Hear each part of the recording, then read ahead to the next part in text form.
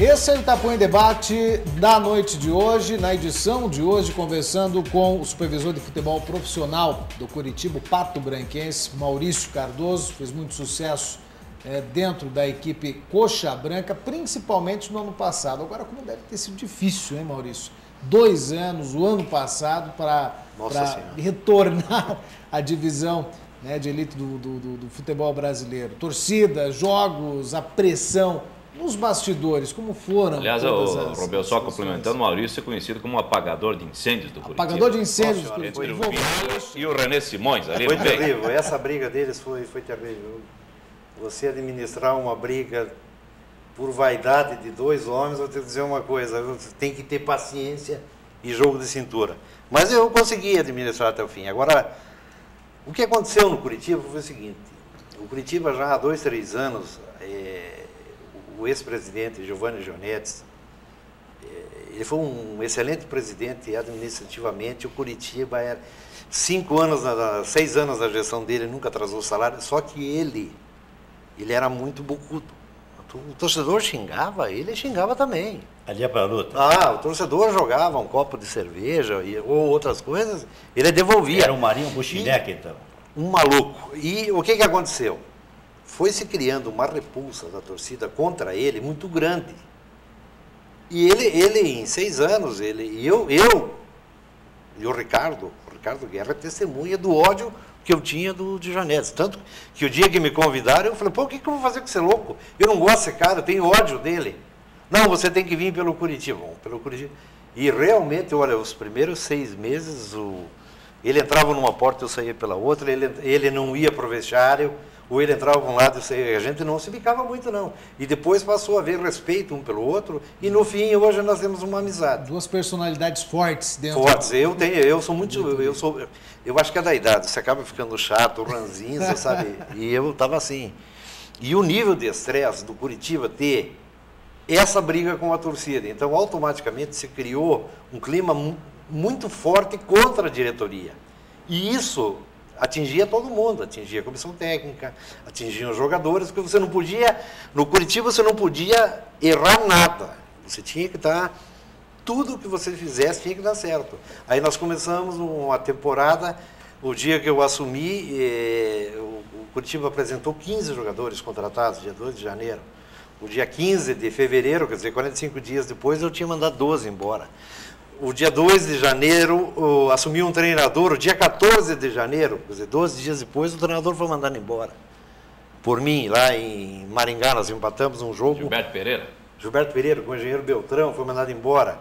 Aí o meu treinador para contratar era o Lori Sandri, mas até por uma questão financeira, foi contratado um Macula, que é uma pessoa espetacular, e fez um belo trabalho no Curitiba, só que em função até do desgaste da diretoria com a torcida, o Macula acabou indo junto, e ele tinha suas limitações, mas não era tão ruim que hoje ele lidera o Campeonato Paulista com o Guaratinguetá. E foi o responsável pela montagem do grupo que subiu para a primeira divisão. Aí você tem que montar um time durante um campeonato. O Curitiba hoje recebe 1,5 milhão por mês da televisão, quando na segunda divisão nós recebíamos 270 mil. Então olha a diferença que você tem que montar um time sem dinheiro. Rede Globo. O que você precisa? Hoje, você tem 1,5 milhão por mês da Rede Globo, nós tínhamos 270 mil. Então você tinha que trazer jogador de 5 mil, 10 mil. O jogador que ganha 5 mil, joga 5 mil. O jogador que ganha... Aí você tinha o Anderson Lima, que ganhava 50 mil por mês, o Curitiba pagava 20 e o Santo André pagava 30, porque tem contrato por mais 2, 3 anos, e para não pagar os 50, sabe? Então, tudo isso você tinha que estar montando uma equipe, administrando e procurando resultados. Aí começamos o Campeonato Brasileiro, ganha uma, perde uma, tal, cai uma culha, aí veio o René Simões.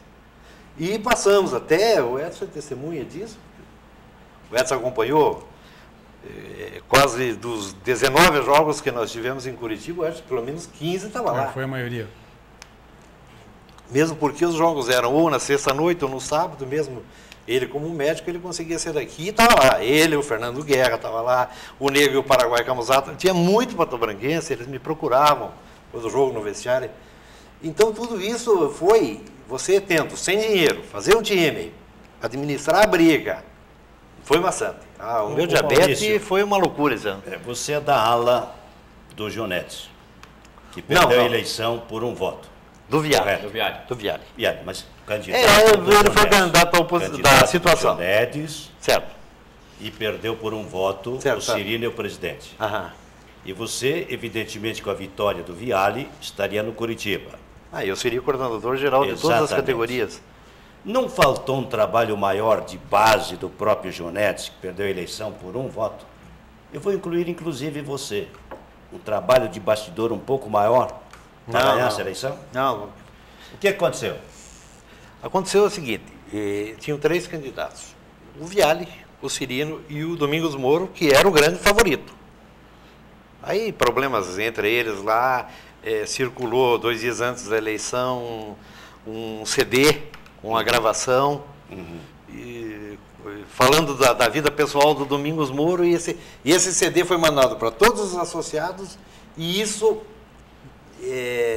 já viram o dedo do Jonetes, que foi, segundo se comenta, foi ele que fez a distribuição desse material, e eles acabaram, as 2 chapas do Cirino e do Moro... fez isso, falam que foi ele. As 2 chapas do Cirino e do Moro, lá no dia da eleição, eles acabaram fazendo uma composição, tanto que o Tonico Xavier, que hoje é o coordenador da chapa do Cirino, era o coordenador da chapa do Domingos Moro. Então eles fizeram um acerto, descarregaram os votos do Moro no Cirino e acabaram ganhando a eleição. Foi isso que aconteceu. Maurício, eu queria voltar ao campeonato do segundo ano do ano passado. Eu estava em Curitiba, eu assisti o jogo aquele jogo que nós ganhamos o Internacional e que nós caímos porque o São Caetano acertou o jogo com o Cruzeiro em Minas Gerais. 2005. Sim. Que nós caímos. Exato. Inclusive, eu até escrevi um artigo no jornal aqui no Diário do Sudoeste falando sobre o que significava para nós, coxas, a queda para a segunda divisão. E coloquei naquele artigo aquela vez que eu queria que o Curitiba subisse, nem que fosse em quarto. O título da segunda, para mim não interessava e para a maioria da torcida não interessava. O que interessava era voltar para a primeira divisão. Só que houve uma valorização muito grande do título.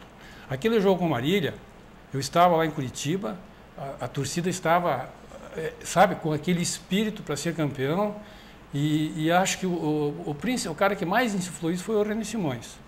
Porque, na verdade, o clube já estava satisfeito.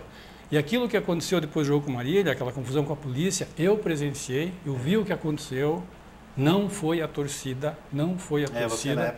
Você, na época eu liguei para você. Você me ligou contando. Para você entrar em contato, sabe?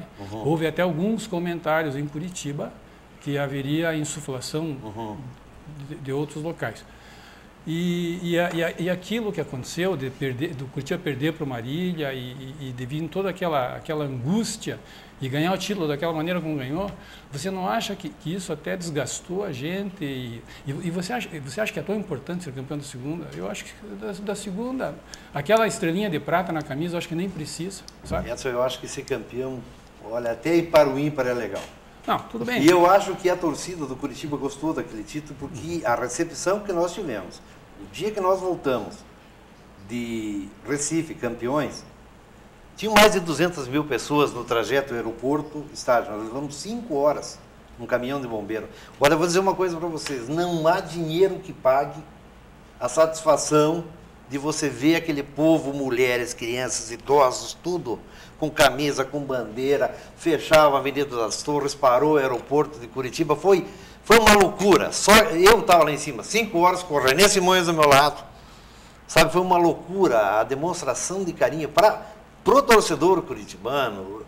Eu acho que se ganhar a 5ª divisão, do jeito que foi ganho, já a primeira festa foi o dia que nós subimos. E eu tenho uma entrevista que eu dei acho que na Tribuna do Paraná, no começo, em maio, abril, eu falei que o Curitiba subiria faltando 3 rodadas, nós subimos faltando 4. Eles até acharam que eu estava sendo arrogante e prepotente em afirmar isso. Porque eu não previ, eu afirmei, Curitiba vai subir faltando 3 rodadas. E subimos, graças a Deus, faltando 4. Sabe? Agora, a satisfação naquela vitória foi muito melhor do que ter ganho o jogo naquele dia com o Marília. É que a circunstância do jogo foi diferente também. Ah, sim. Perdendo 2-1 até os 42 do segundo tempo, aquele gol, aquele gol do Kerr, o Edson último gol do tudo. Curitiba, ele fez com a sola do pé, então foi uma coisa diferente. Foi tudo sofrido, esse ano, Mas nós estávamos mortos, aí nós íamos buscar fôlego. Nós fomos jogar em São Paulo, na penúltima rodada, antepenúltima rodada do primeiro turno, tomamos 3 da Portuguesa, ridículo, caímos lá para quarto, quinto lugar. Morto, aí de lá nós viajamos para Marília, para jogar com Marília.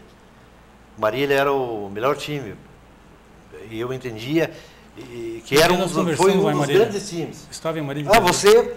Mas o Marília, você não perde aqueles 6 pontos? Estava ali. Estava dentro. O Edson foi lá em Marília, eu estou lá no hotel, dali um pouco o Edson. É que meu filho estava lá em Marília. Meu filho mora em Marília. Foi lá ver o jogo. Agora, Maurício... Aí nós estávamos mortos, fomos lá e ganhamos de 2-0. O Marília, melhor que nós. Melhor que nós. Ganhamos de 2-0, aí recuperou. Aí nós tivemos uma sequência. Aí nós tivemos uma queda. Quando nós estávamos com a corda no pescoço, nós fomos jogar com a Brasiliense em Taguatinga. Chegamos lá em Taguatinga, a umidade do ar de 12%. Nós tivemos que fazer um trabalho, sabe, comprar umidificador, colocar no vestiário. Olha, foi, sabe, nós estávamos com água no pescoço. Aí ganhamos o jogo com um gol do Túlio aos 47 segundos do tempo. Aí, a partir daquele jogo, nós tivemos um acidente muito grande, que foi até o jogo do Marília, que deu aquela frustrada de... Aí a gente sentiu a possibilidade de perder o título. Maurício, 2 perguntas. Não, deixa eu só contar uma história de Recife, do último jogo.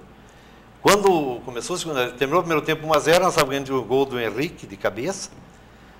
Começou o segundo tempo, eles empataram o jogo, eu estava num camarote, que o time visitante, o time é obrigado a dispor para o time visitante um camarote. Estava no camarote, quando nós empatamos o jogo, o nosso time começou a jogar mal. Marcelo, a minha pressão sumiu, eu comecei a passar mal. Pedi para um segurança, ele me levou para o vestiário. Cheguei no vestiário, peguei uma toalha, molhei, botei na cabeça e sentei num canto do vestiário e fiquei rezando. Por Deus do céu, fiquei rezando.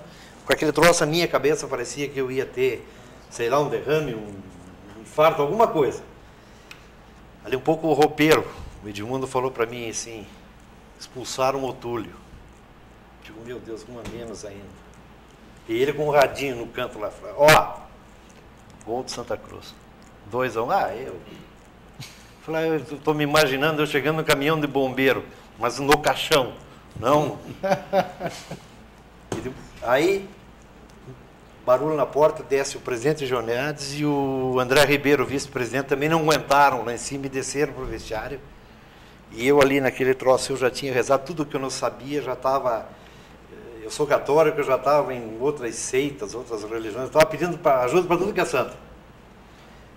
Aí um pouco o presidente estava com o telefone, ouvindo pelo rádio do telefone, falou 2-2. E eu, faltam 2 minutos, meu Deus do céu.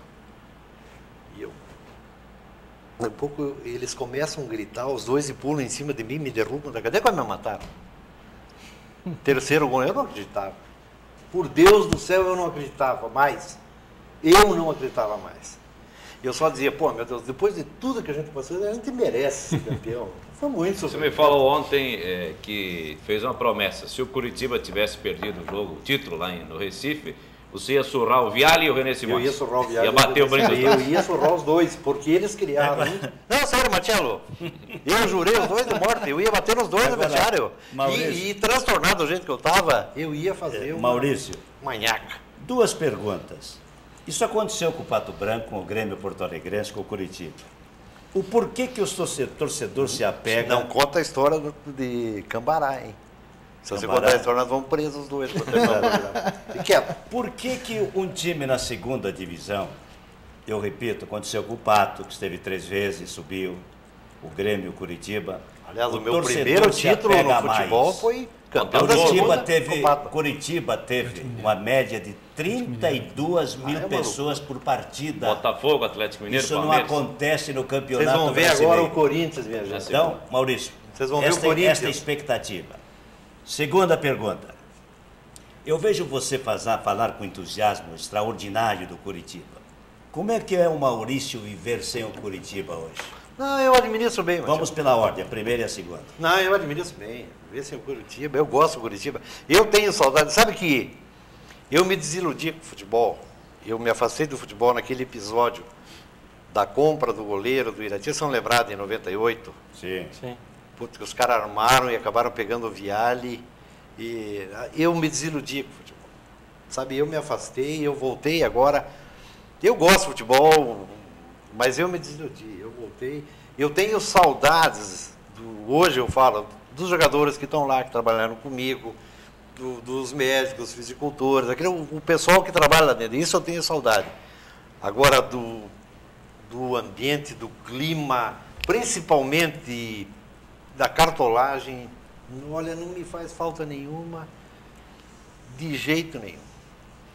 Pois é, minha primeira pergunta foi exatamente este aspecto do torcedor se apegar mais ao clube, que está na segunda divisão, do que propriamente na divisão principal. Eu acho que é a motivação de voltar, um time ganhador? Eu acho que o Brasil não existe em segundo lugar. Ou você é campeão ou você não é nada. Não existe. O Botafogo podia estar... sair do Maracanã domingo passado, depois daquele jogo, cabeça erguida. Ele fez uma bela campanha, perdeu um jogo numa besteira lá, tudo bem. Não existe segundo lugar.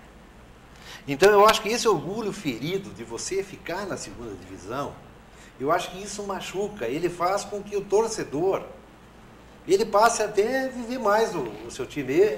Eu acho que vocês vão ver a demonstração da torcida do Corinthians esse ano. Vai ser uma loucura. O Corinthians vai ter que mandar jogos no Morumbi e vai ter o seguinte, escrevam aí, Corinthians e CRB é 70, 50, 60, 80 mil pessoas. Porque eles vão, e o torcedor do Curitiba, ele assumiu essa fase do Curitiba, sabe? Ele estava doído, ele estava tão doído que ele resolveu, se criou no Paranaense, foi um sofrimento. 5 minutos de jogo, a torcida começava a vaiar e começava a xingar e o time acabava. Foi feito um pacto da torcida com os jogadores, com diretorias, que é a torcida que nunca abandona. E acabou pegando, hoje você abriu o site do Curitiba, é a torcida que não abandona. Sabe, a partir do dia que mesmo o time é mau, a torcida incentivou, nós jogamos 19 jogos em casa e perdemos 2. Mas Maurício, quando o Curitiba caiu naquele jogo com o Internacional, a torcida aplaudiu o time de pé. Você lembra mas disso? Ela não por ter caído, mas pelo esforço que houve do clube. Não, a torcida não é burra, em lugar nenhum é. Ela reconhece. Eu vou te dar uma cutucada agora. Não, 89, o Curitiba tinha um dos melhores, se não o melhor time do Brasil. Eu acho que fazendo uma campanha para ser bicampeão, tá? Aquele time fantástico do Oswaldo, do Tostão, do Carlos Alberto Dias, Serginho, que nós começamos agora há pouco, Chicão, Cazu. E daí teve aquela questão de não embarcar para Juiz de Fora. Você estava lá. O Baiar estava licenciado. O Viale suspenso pelo TJS. Suspenso. E o Viale estava lá. O que aconteceu? Por que o time não embarcou? Quem deu a ordem para não embarcar? Veja bem, ali... Porque aquilo significou 6 anos na segunda divisão. Rapidamente. Eu fiz a convocação, peguei com o treinador, na época... Acho que era Jair Pereira, o treinador do Curitiba, foi no final, ou era o Krieger, sei lá. A relação dos jogadores, fiz a convocação. Nisso chega uma ordem do presidente em exercício, que era o Mauro Maranhão, de que o Curitiba não ia jogar porque ele tinha uma liminar que garantia o chamado direito de isonomia. O que o Curitiba queria, ele nunca contestou a ida ou não a Juiz de Fora. Ele nunca contestou a perda de mando, que até que foi um torcedor que invadiu o campo para agredir o Rafael, ex-goleiro do Curitiba. Isso. Ele queria jogar no mesmo horário que jogassem Vasco e Santa Cruz. Era a única coisa que o Curitiba queria. E amparado nessa liminar, o Mauro Maranhão, como é um dos grandes advogados do Paraná ainda até hoje, o departamento jurídico do Curitiba, na época era o doutor Edson Abdala, eles resolveram que, como essa liminar mandava o Curitiba jogar no mesmo dia de Vasco e Santa Cruz. Porque os resultados, se combinassem, o Curitiba iria para a semifinal do Campeonato Brasileiro. O que acontece? O Curitiba termina no sábado, na sexta-feira, nós íamos viajar, acho que 8 horas da noite, Acabamos cancelando o voo. Aí eu mandei os jogadores se apresentarem no sábado pela manhã, que tinha o treinamento, que até aquele momento ainda existia. Estava aquela vai ou não vai, vai ou não vai. Quando terminou o treinamento, volta de 11 horas, o Mauro Maranhão disse que o time não ia jogar. Tá bom, dispensei os jogadores, indo para casa. Quando foi 1h da tarde, aquele tempo não existia celular, nada, o governador Álvaro Dias ligou lá no clube, estávamos eu, o Viale e o Baiar, que não respondendo pelo clube, mas estava lá. Ele colocou 3 aviões do governo do estado à disposição para levar o time, porque ele já sabia que a CBF ia aprontar em cima do Curitiba. O governador do estado sempre tem as fontes de informações, e foi isso que aconteceu. Nós, baseado naquilo, a CBF deixou para domingo à tarde, no horário do jogo, quando o Curitiba entregou a liminar para o árbitro, que desmarcava a partida, eles entraram com a cassação da liminar também para o árbitro. Aí o árbitro, como tinha a cassação da liminar, ele deu a saída de bola e o Curitiba perdeu os pontos. E foi rebaixado numa canetada para a segunda divisão. Completamente cheio de razão e dentro da lei. Mas com o Ricardo Teixeira não existe razão e lei. Na semana seguinte... Perdemos 7 meses, 7 anos. Na semana seguinte o Vasco fez a mesma coisa. O Vasco fez, não foi Botafogo jogar fez e de novo, não foi o rebaixado. Botafogo fez aquele mesmo campeonato no condicionado. Coisas do futebol, né, Maurício? Por isso que eu falei que o futebol hoje está complicado. E me diga, Maurício, como que o ano que vem o Curitiba completa 100 anos. 12 de outubro de 1909 ele foi fundado. É o clube mais, por isso que é o vovô, é o clube mais antigo do Paraná, profissional. E a gente tem visto que alguns clubes, quando completaram 100 anos, teve alguns que foram até rebaixados. Então existe uma preocupação da torcida esse ano, o time não está bom, o Matiello estava falando isso antes de começar o programa com toda a razão. O que você acha? Será que o ano que vem a gente tem chance de aspirar alguma coisa, de pelo menos ir para uma Libertadores? Essa é uma situação assim, agora essa semana houve uma campanha, você deve ter visto através do site dos Coxas Nautas, uma imprensa de Curitiba, todo mundo pedindo a minha volta. Então qualquer coisa que eu declarar hoje em relação ao time do Curitiba vai parecer que eu tenho interesse que a coisa vá mal para mim voltar, não é nada disso. O que eu quero perguntar é porque o que for feito esse ano, é lógico, vai se refletir no ano que vem. Agora, o que vai ser feito a curto prazo? Falei isso para até a pessoa ligada à diretoria que me ligou perguntando se eu voltaria, que com esse time o Curitiba cai para a segunda divisão. O atual time? Com o atual time. O Paranaense o Curitiba não contratar hoje de 6 a 7 jogadores titulares, está morto. Maurício, você não dirige. Maurício não dirige automóvel, não dirige trator, caminhão, automóvel, não dirige. Só pilota avião. Eu conheci o seu trabalho amiudamente no Pato Branco e também no Curitiba. Você tem uma maneira toda especial em tratar o jogador. Você vai na casa do jogador, se o filho está doente, você vai na farmácia, aquela coisa toda. Você faz um trabalho de ser a tua função dentro do clube, não. né? Eu quero elogiar a sua função. Realmente elogiar a sua função. E o Curitiba não pode observar isso, se falou há pouco, que o torcedor está pedindo sua volta, a própria imprensa. Este trabalho que você faz, que não aparece para a imprensa, um trabalho no silêncio, entendeu? Essa estrutura que você dá para o jogador que está lá de cabeça quente, que o filho está com febre em casa, que a mulher está doente, que o pai está doente, que você soluciona os problemas e tal. Tem que se envolver com tudo isso. Tem que se envolver. Conte um pouco dessa história sua. Dentro do organograma de funcionamento do futebol do Curitiba, o departamento médico, o departamento técnico, o departamento fisiológico, todos os departamentos são subordinados a mim. Eles têm que se reportar a mim, mesmo o treinador.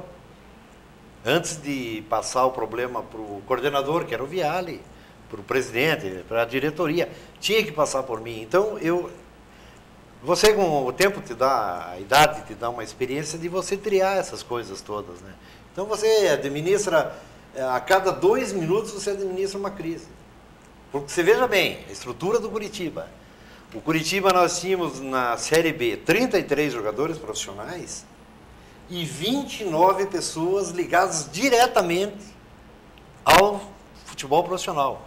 São 5 médicos, é uma estrutura fantástica.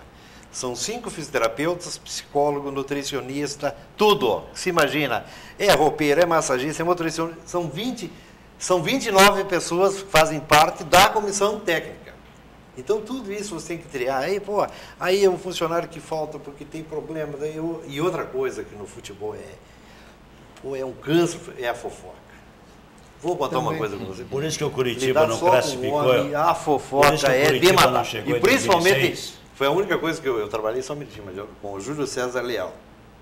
Foi treinador lá no Curitiba comigo em 1998. Ele dizia assim, ó, massagista e roupeiro são... E é onde sai a fofoca, é onde sai tudo. E é complicado você, aquele negócio que eu contei da briga do René com o Viale, você administrar vaidades, e ainda mais vaidade de homem. Complicado. É complicado. Não é fácil.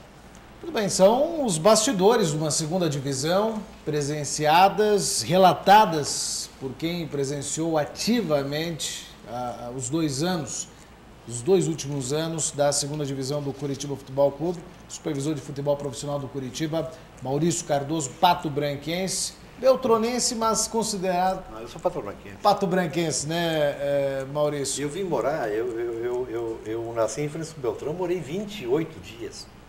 Pato Branquense, então, né? Mais um talento Pato Branquense. A primeira água foi do Rio futebol. Ligeiro, aí morreu. A primeira água do Ligeiro não tem jeito. Muito bem, no próximo bloco nós voltamos com as considerações finais e mais uma rodada de perguntas dos nossos convidados aqui no Itapuã em Debate. Maurício Cardoso ou Vovô Coxa, como foi identificado e nomeado pela Gazeta do Povo em outubro do ano passado. Itapuã em Debate, a democratização da informação. A gente já volta.